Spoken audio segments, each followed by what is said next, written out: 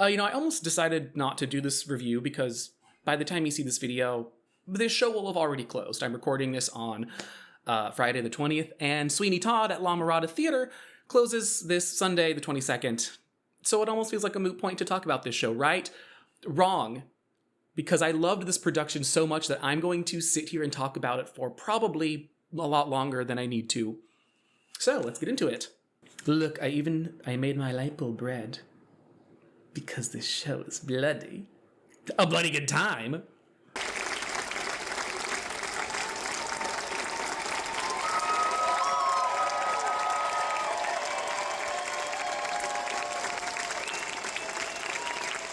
I need a haircut so bad. I really do, but they're expensive. I would go to Sweeney Todd. I think I would. He's crazy, but I bet he's cheap. He wouldn't kill me. How could you kill a face like this? Hi, my name is Eric, and I review theater, theme parks, and immersive events here in Southern California, and I just attended the tale last night with my boyfriend Jerry. We attended the tale of Sweeney Todd, of course. Sweeney Todd by Stephen Sondheim. Heard of him? This show has been one of my favorites for years. I probably for a long time would have said it was my favorite musical of all time. And seeing this production again last night, it kind of made me go, yeah, I think this might be my favorite musical ever. So of course, when I find out that there's a production of Sweeney Todd happening anywhere in LA, I'm immediately interested. But this production piqued my interest particularly because of the creative team attached to it. Particularly, its direction by one Mr. Jason Alexander, aka George Costanza from Seinfeld, a show which I have never seen an episode of. Oops. This production also, in its cast, featured Will Swenson as Sweeney Todd, a Broadway star who I've never got the chance to see live before, as well as Lesli Margarita, an actor who I have seen before and is one of my favorite working female actors in theater. So, of course, I'm gonna hop on Today Tix. I'm gonna get those $40 balcony rush seats. I'm gonna do whatever I can to see this show.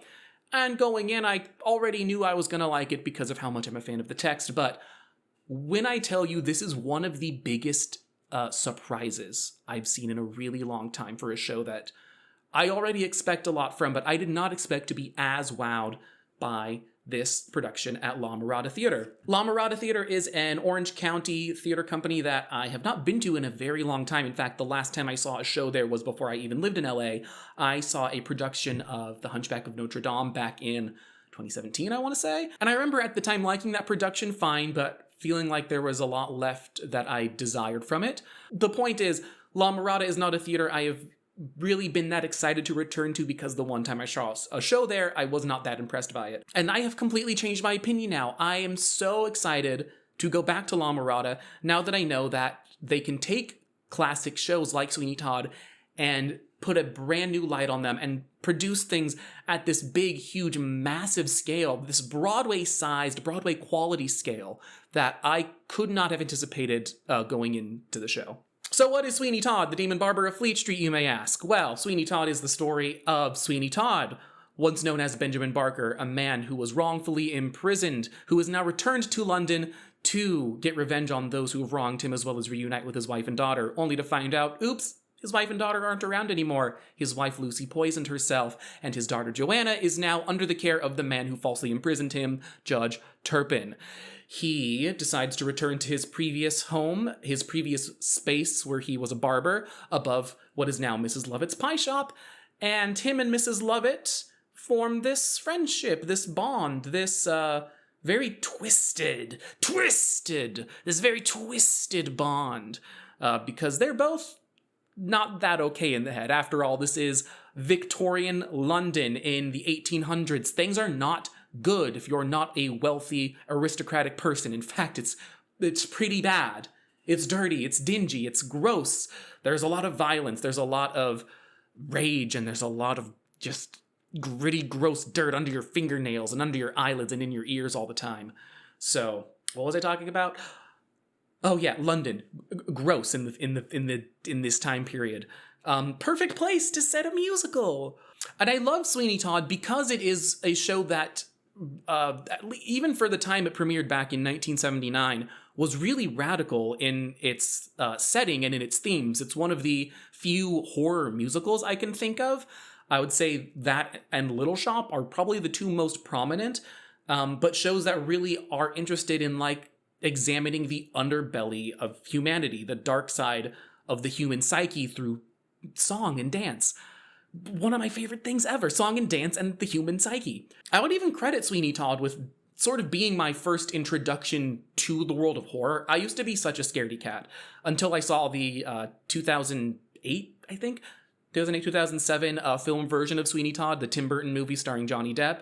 That movie is fine, but is very, very different from the show that it's based on. Sweeney Todd, the stage show, is pretty much a dark comedy. It has really dark things going on, but also has a lot of comedy and a lot of wit and a lot of very Victorian era British style vaudeville pantomime humor in it. Particularly the character of Mrs. Lovett, who is sort of our clown comic relief character. She really does a lot to balance out the more dour goings on within Sweeney Todd himself. And we also have a B story. We have Anthony and Joanna, two lovers, Joanna being the estranged daughter of Sweeney Todd who falls in love with this sailor.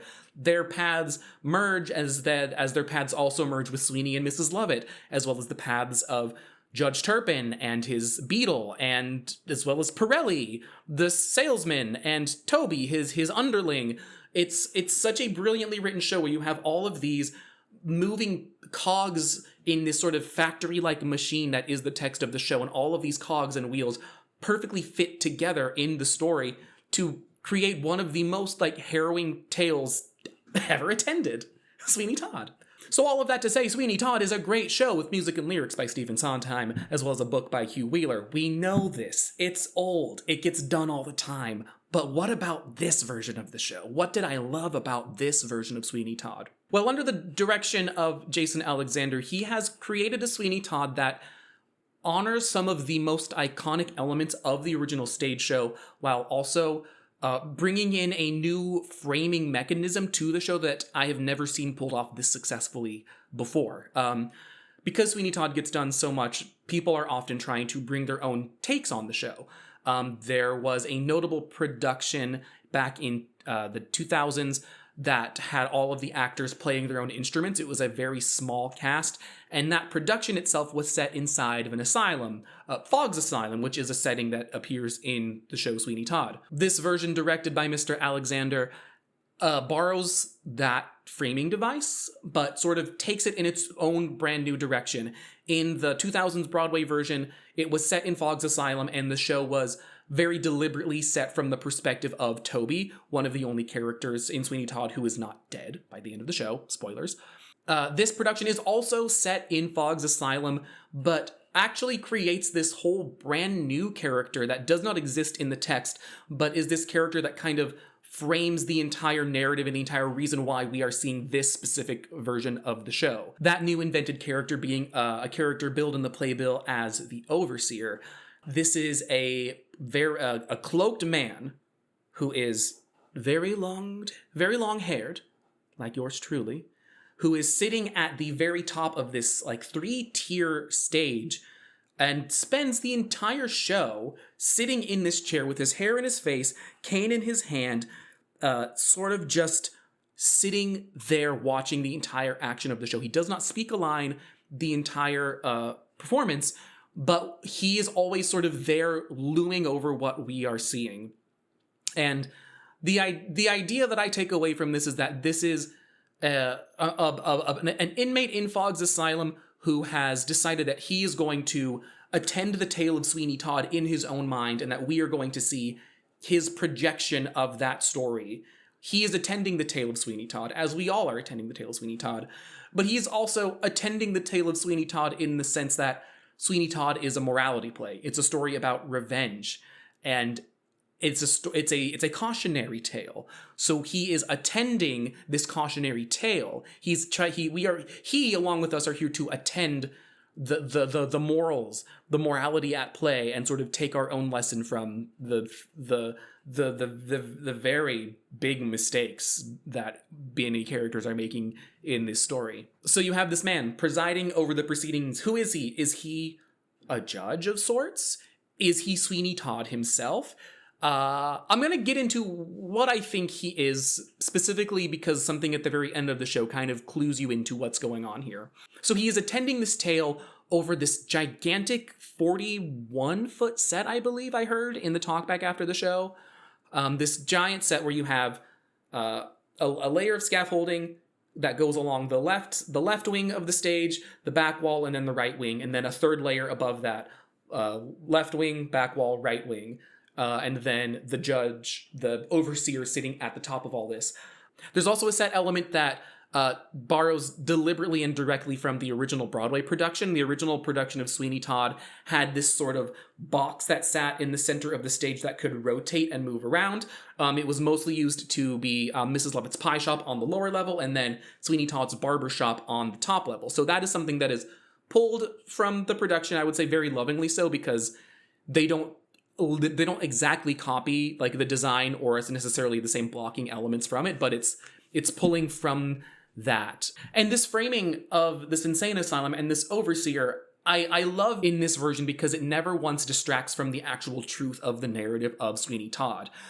This is not a Hamlet in space situation, I like to call it, meaning sometimes you will see a show that, for instance, sets Hamlet, but in space. Why? Because wouldn't it be cool to set Hamlet in space? But then you sit there the whole time watching the show going, why is Hamlet set in space? What are we doing here? And you never really get an explanation other than it'd be cool to put Hamlet in space.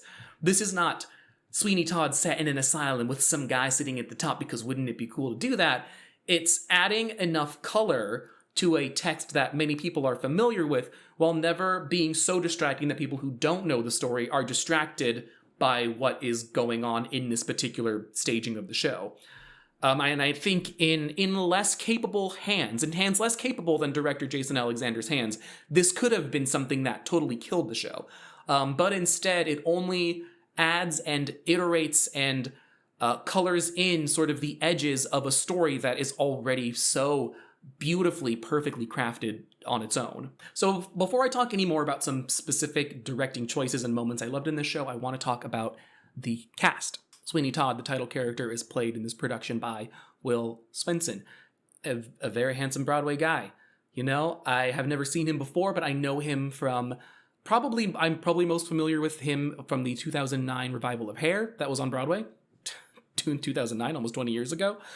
But he brings a very calm, collected Sweeney to this production, which I think is a very interesting choice. I've seen Sweeney Todd before done where Sweeney Todd arrives and he's already this insane, crazy guy out for revenge, ready to kill people. In this version, Sweeney Todd arrives as this broken man, this very sad man, but this man who doesn't really have any direction in life other than he wants to get revenge on those who have wronged him. So rather than a man arriving in madness, we see Will Swenson's Sweeney slowly descend into madness as the show goes on. And I think some of the best moments in the show are the moments when you see that clear break from sad man to madman. That's good. Sad man to madman. But you can tell that his Sweeney is a man who used to be a lot kinder before being the one that we see now. And his vocals are insane.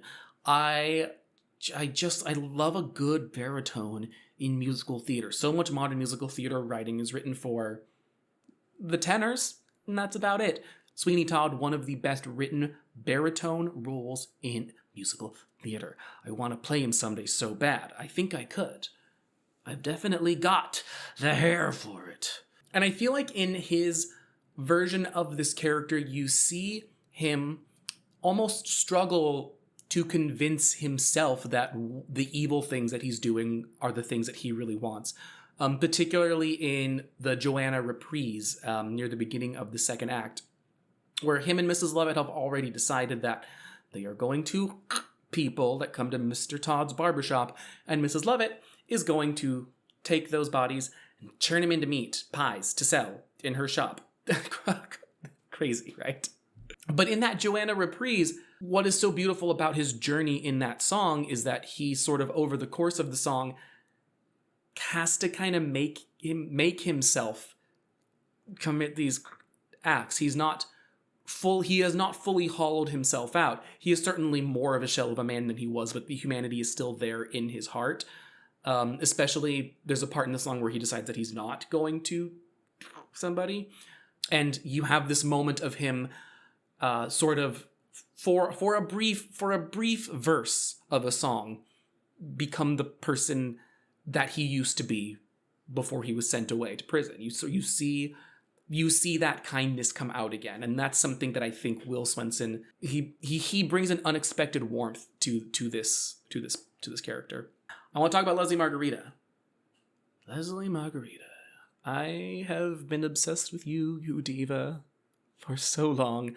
I've seen her before in Matilda on Broadway when she played Mrs. Wormwood, Matilda's mom. And I saw her a couple years ago in a Christmas variety show back at the Pasadena Playhouse. She is one of our best living female clowns. I don't know how best to say it. She is just so damn funny in everything that she does. Her Mrs. Lovett is some of the hardest. I've laughed at Mrs. Lovett's lines, and these are lines that I know so well because I've seen the show so many times.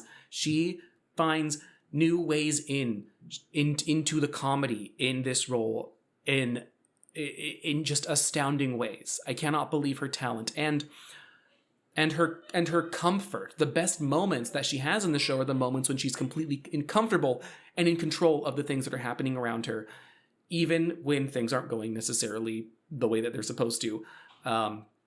There's a particular moment near the end of Act 1 during A Little Priest when she has a costume malfunction in our version. Her skirt comes down and she's just in her bloomers. Very clearly was not supposed to happen, but, you know, in an effort to sort of make this not seem like the flub that it was, Will Swenson as Sweeney grabs the skirt, kind of throws it on the back, and then it kind of like ends up almost on like the top of that little circular centerpiece where his barber shop is. And she just like looks up there and goes, "Why'd you do that? Why'd you do that?" And the entire crowd loses it. It is that moment of like immediate improv and immediate comfort and skill that Lesli has she just has us like putty in her hands even when things are not going the way that they're supposed to. I'll even say, and this is not a dig at Lesli Margarita, her voice was a little raspy last night. She even said in the talk back after the show, she was sick last week. Her voice is not at 100% right now. And you can tell from the very first moments of her singing in the show that the vocals are not what they usually are. And again, that's not her fault. It's Southern California. Literally everybody is sick right now. I applaud her for even going on, especially because I could see that she was making adjustments to not get as close to people's faces or not touch people because she didn't want to get anybody sick, but she was still here giving this 110% performance, even though she was not at the peak health that is required for a role that is such a marathon performance like Mrs. Lovett is in Sweeney Todd. Hot take, gay guy loves funny lady playing Mrs. Lovett. Put it in the papers. Next, I want to shout out Megan Andrews, who played Beggar Woman in this show. This is, deceptively, I think, kind of the hardest role in Sweeney Todd to play because it's relatively small compared to the other parts, but her purpose in the show is kind of integral to the whole thing, and it is so hard to play the truth of the circumstance of this character without giving the truth away of who she is in the show. She has some absolutely like heartbreaking moments in this show. I think in Joanna, the song, not the person, in Act 1, when she is talking to Antony about who Joanna is and this place being the home of Judge Turpin, she has this moment of where she knows what she's talking about, even if we don't know why she's talking about it in the way she is. I'm trying not to spoil this, but it's Sweeney Todd. I feel like if you know the show, you know what I mean. She has these beautiful moments of recollection, and she has this moment that she shares with Antony where she you can feel her almost remember who she is for a moment and almost reveal what it is that is so heartbreaking about herself. And there's this really heartbreaking moment where they both sort of share a look over this dead bird that the beetle kills. Anthony is going to give this bird to Joanna, this woman that he just met, that he's immediately in love with. The beetle, the sort of the assistant to the judge, kills this bird in its cage, gives it back to Joanna, and then after the beetle leaves, the beggar woman comes back on stage, and her and Anthony and the beggar woman both look at this dead bird and both see Joanna in this bird. And that is something that is one of those things where when you see it, when you see the line drawn between this bird and Joanna, and you see the way that the beggar woman and Anthony both feel about it, it's one of those things where I cannot believe I've never seen those dots connected before in such a clear and beautiful way. And I think credit goes to Jason Alexander for directing that moment, but credit goes to Megan Andrews as the beggar woman, and to Chris Hunter, who plays Anthony. Anthony and Joanna, who's played by Allison Shepard, they are a lovely ingenue-esque type romance in this show. It is, they are two characters who I would say are never the most interesting part of the show. They are sort of written to be the young lovers. They are sort of the hope, this young hope that there can be healing in the grief and the wake of what happened to Joanna's mother and to her father. They are this hope that the chain and the cycle of abuse in London's society in the Victorian era can be broken. And it's really easy to just play it really straight and not put any comedy in it at all. But Chris Hunter and Allison Shepard do a great job making both of these characters actually very funny. One of my favorite songs in the show, Kiss Me, where they it's this patter song where Anthony and Joanna are like talking about how they're going to make their grand escape from Judge Turpin's home and from London and run off and be married and elope and fall in love and live happily ever after. In the show, it's staged where you have these two rolling staircases that kind of come together, and you have these staircases that they are sort of walking up and down out of sync from each other. Joanna's on one staircase, Anthony's on the other. And as she's sort of, as she's having this like flight of fancy in her head and this anxiety and this worry, she's traveling up the stairs. And as Anthony's trying to like calm her down, he's coming down the stairs. And there's this sort of beautiful stair ballet where they're both out of sync with each other. But then as the song goes on and their singing gets more in sync, their syncopation going up and down the steps gets more in sync.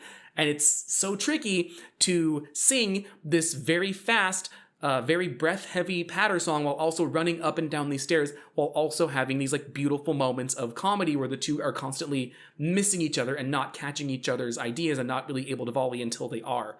Two very realistic, very human-like portrayals of characters who I feel like are maybe more of the less fleshed out characters, at least in the writing of the show. So kudos to Chris and Allison in that. Andrew Pollock, who plays Pirelli. I've seen Andrew Pollock in The Grinch. He played the Grinch at the Old Globe in San Diego. Very, very good, very physical, very heavily comedic clown character. Pirelli is not the biggest role in the show, but he can oftentimes be the funniest role if you have a character with good comedic chops driving the ship there. Andrew Pollock, incredible at driving the ship with this character, especially in his accent work, especially in his again his on his feet moments when his mustache that's on his face is not sticking on his face, and then he just rips it off, and then he just plays the scene as if the mustache was supposed to come off. Maybe it was supposed to come off, I don't know, but it's really funny the way that he plays ripping off his fake mustache. Austin Myers, who plays Toby. This is one of my favorite roles in the show. This is one of my favorite roles in musical theater, not just because I want to play it someday, even though I've probably aged out of it at this point. Toby, I think, is kind of the saddest character in this entire show. He is sort of the most obvious victim of the putrid nature of Victorian London in this time. He is clearly an orphan who has never had a real home or any real warmth or kindness given to him in his life. He only receives that kindness once Pirelli and Mrs. Lovett sort of becomes his new caretaker, his new chaperone. He becomes her ward.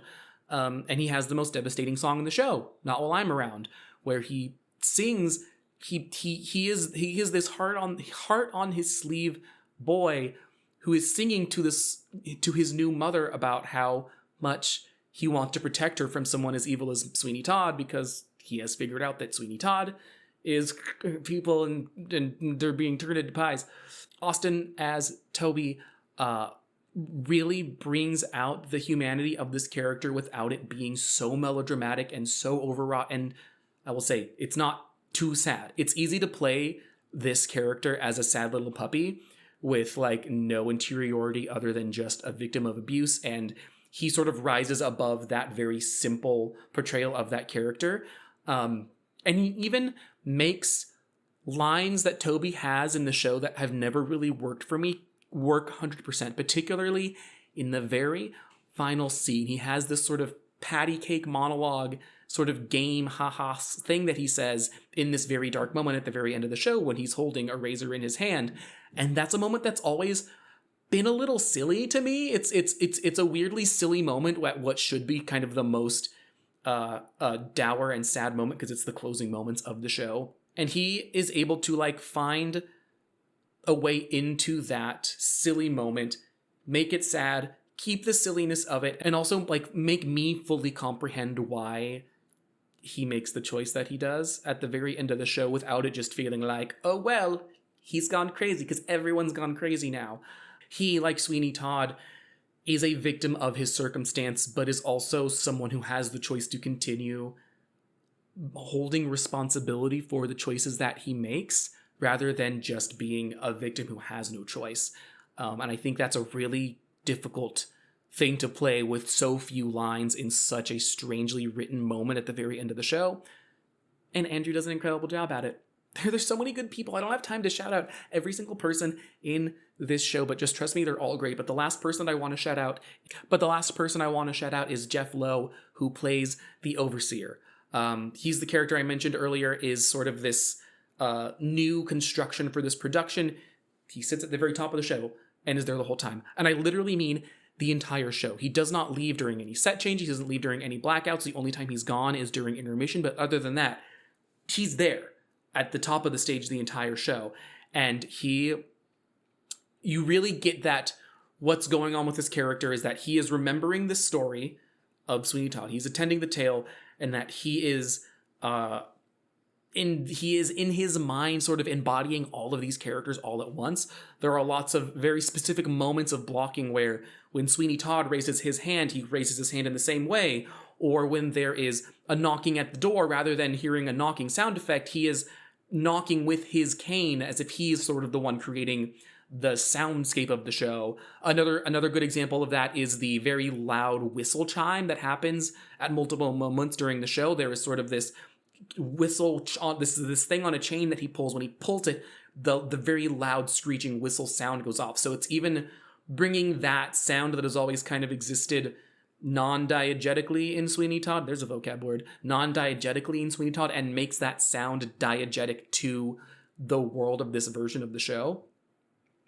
And it's crazy to be shouting out a role that literally has no lines and is not a character that exists in the script, but he completely sells in his menacing stillness. Jeff Lowe, in his menacing, like, sitting in this chair doing nothing, he becomes this he becomes the center of evil in the show without ever really pulling too much focus away from the action of the show. And I think it's a very tricky tightrope to walk, especially when you're creating this thing alongside Jason Alexander, who's directing and bringing this invention of his own into the text. It's very hard to walk that line and not have it just totally be something that is superfluous or showy or too distracting from the rest of what's going on.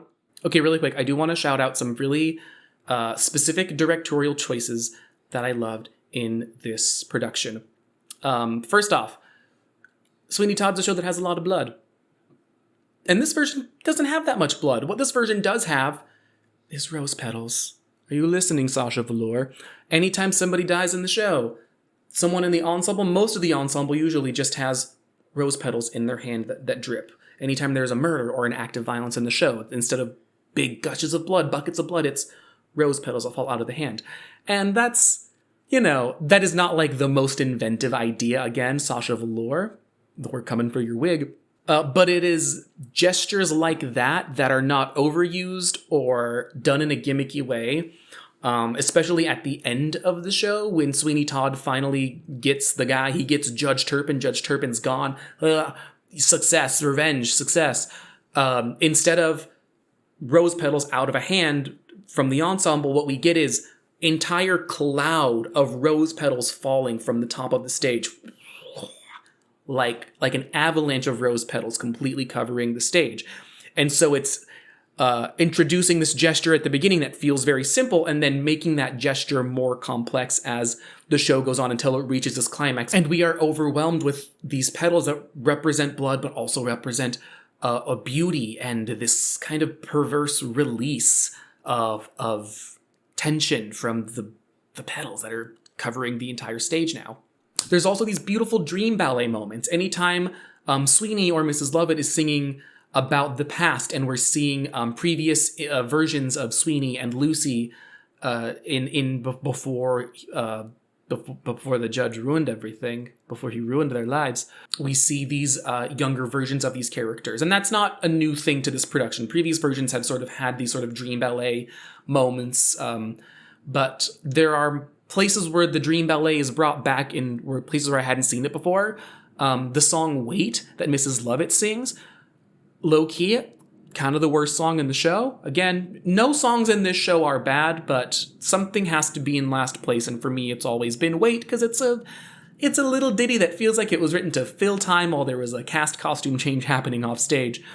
But instead of just this song now being like Mrs. Lovett singing to Sweeney Todd about how he needs to be patient and how the things he wants will come if he just continues to wait, what's happening in that song now is Mrs. Lovett is singing that song to Sweeney Todd, but what Sweeney Todd is seeing, looking down to the lower deck of the stage, is he is seeing the younger version of his wife Lucy, and she is sort of dancing on stage and doing these very simple like hand and motion movements, but what you realize very quickly is that Mrs. Lovett is also doing the same gestures with her hands and with her body, and that Mrs. Lovett and Lucy are kind of mirroring each other thematically in this song. And the way that I see that is Sweeney is so focused on his past that he is not seeing the person who is in his present, who is also, Mrs. Lovett is also really focused on the past because she is trying to get him to forget about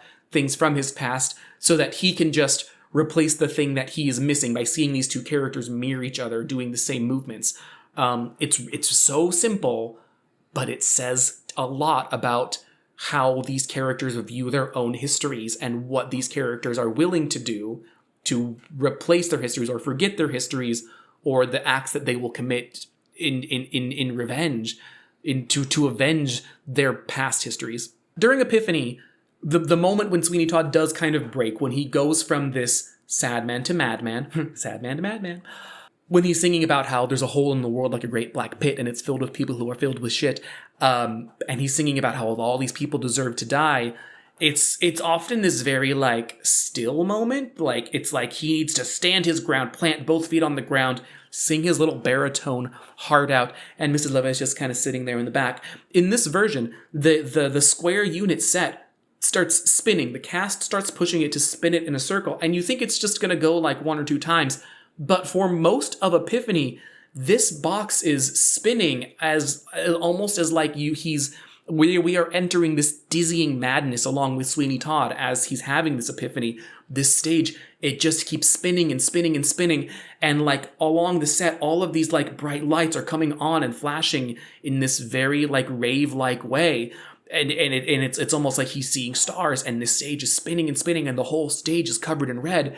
And it's again taking moments in the show that are usually a lot more still or not that visually interesting, and bringing this like very intense theatrical visual element to this moment. I was stunned. My jaw was on the floor because again, it's so simple when I describe it, but sometimes the simplest things, when done with the greatest intent and the greatest purpose, can kind of be the most powerful things. Jason Alexander, I love you. George Costanza, I love you. I've never seen your show, but I love you. And finally, the last thing I want to say It's another thing where this show is doing so much to honor the original text and the original production of this show, but when it chooses not to emulate the original show, it's kind of when the most insane moments happening to me. One of the most iconic elements of Sweeney Todd is that he has a hole in the floor of his barbershop. He has this chair that he can flatten out. He presses a button, the chair flattens out, and then the body slides down this hole, and it goes into the cellar where Mrs. Lovett makes them into meat pies. And this production doesn't have the hole in the floor. It's kind of not having a hole in the floor of the barbershop in Sweeney Todd is kind of like doing Little Shop of Horrors without an Audrey 2 plant puppet. It's just kind of the most immediately iconic technical set thing that the show is known for. But instead, what this show has is a giant dumpster. Anytime Sweeney Todd, somebody in this show, rather than having them slide down a hole in the floor, the ensemble of the show rolls on this gigantic dumpster and pushes it up to the second floor of Sweeney Todd's barbershop, and he just pushes this body into a dumpster. And sometimes they fall flatly, sometimes the dead body does a little flip before it falls in, but it's cool and it's funny, and it also is so thematically relevant that like Sweeney Todd is disposing of these bodies as if they are trash into this giant dumpster. And there's two things that happened. The first thing that happened is I see this dumpster coming on stage and I go, oh, that's like a really interesting creative choice. I actually really like that because it's a way around not having a hole in the floor, which is kind of an expensive tech element, but it's replacing it with something that is like just as thematically potent. And the second thing that happens is after this conceit is introduced, there's a moment at the end of the Joanna reprise where a man shows up to the barbershop. Sweeney is intending to take this man out, but then this person's wife shows up in the shop at the same time, and Sweeney has this moment of, I'm not gonna ruin this. I see love between these two people, and I can do a lot of cruel things, but I cannot take away something from someone who once had the thing that I have so desperately missed in my own life. He's not going to commit this cruelty. And what happens is that the dumpster starts to get rolled on stage, and Sweeney Todd looks at the ensemble rolling on the dumpster and goes, and wordlessly goes, no, take it out, take the dumpster out. And the ensemble just goes, oh, okay. And then they roll the dumpster out. And it's so funny, and is also so sad, and is also such a fun, like, thematic choice to sort of see how Sweeney sees these people as disposable until he decides not to. And it's writing this beautiful line, and it's taking what is so brilliant about the show is, what is it that we require as people to see people as disposable or not? Is it something as simple as seeing ourselves in someone because what they have resembles what we have? If we don't see that they have those things, is that what makes them disposable? Is their life any less valuable than mine because I see them as different than me? I don't see any similarities between us, therefore their lives are as disposable as my life may have been if I was treated as disposable by someone else. It's just so good. I love this show so much, and I love Jason Alexander's direction in this production so much. I honestly really, I have in my notes, what do I say needs improvement? I don't really have any notes for improvement on this show. It's so amazing to see what I'm calling a revival of the show, despite it being a fairly, short run of a show. Again, this is going to be closed by the time you see this video. But in an era when theater is getting more and more expensive, and there are more and more revivals happening on Broadway itself that are choosing to be more minimal. They're choosing to pare down these once extravagant shows. Directors like Jamie Lloyd, who take things like Sunset Boulevard and Evita and take out the set and most of the costumes just to take the text down to its most barest essential moments. And I love that because I think there's something really brilliant in that. I think of the Oklahoma revival from a couple years ago that was just slats of wood and fold-out chairs. Like, you can find brilliance by reducing the maximalism of these shows, but sometimes go the opposite direction. Sometimes by putting as much maximal sets and costumes and intent and lights and all of this sometimes, if it's in the hands of the right director, you can create a show that honors the most important elements of text from the original production while also bringing things into a more modern frame. And it works because whether you've seen this show before or you've never seen this show before, there's something in this Sweeney Todd for everyone. It's one of the best shows ever written. This is one of the best musicals that I've seen in LA, period. Like, I did not see the Josh Groban revival from a couple years ago that was on Broadway, but from what I gathered from that, it seemed like a very straightforward retelling of a very familiar text. This is not a straightforward retelling of Sweeney Todd. This is a Sweeney Todd that is as greedy and grimy and somewhat mean-spirited as the original show, but also has so much for new audiences who are either seeing this for the first time or have seen the show 100 times and are just wanting something a little more juicy to sink their teeth into. And what they're sinking your teeth into is rare. It's pink. And it's bloody in the middle. And it's Sweeney Todd. All right, that's all I have. I talked for a really long time about this show. I wanted to make this a quick review because you're not going to get to see this if you haven't by the time you see this video, but whatever. This has been my review of Sweeney Todd at La Mirada Theatre. Like I said, it closes Sunday, February 22nd.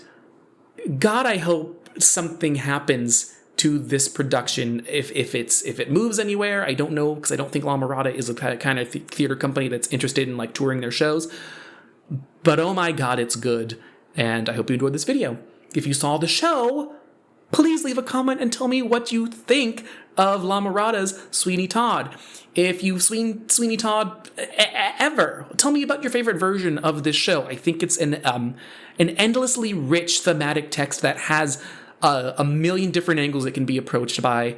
And I want to hear what you think of this show. If you've never seen it before, did I convince you to want to go see it? Is it playing near you? Probably. Sondheim's really popular now that he's dead. And yeah, that's all I have. Like and subscribe, and I will see you in the next video. Bye.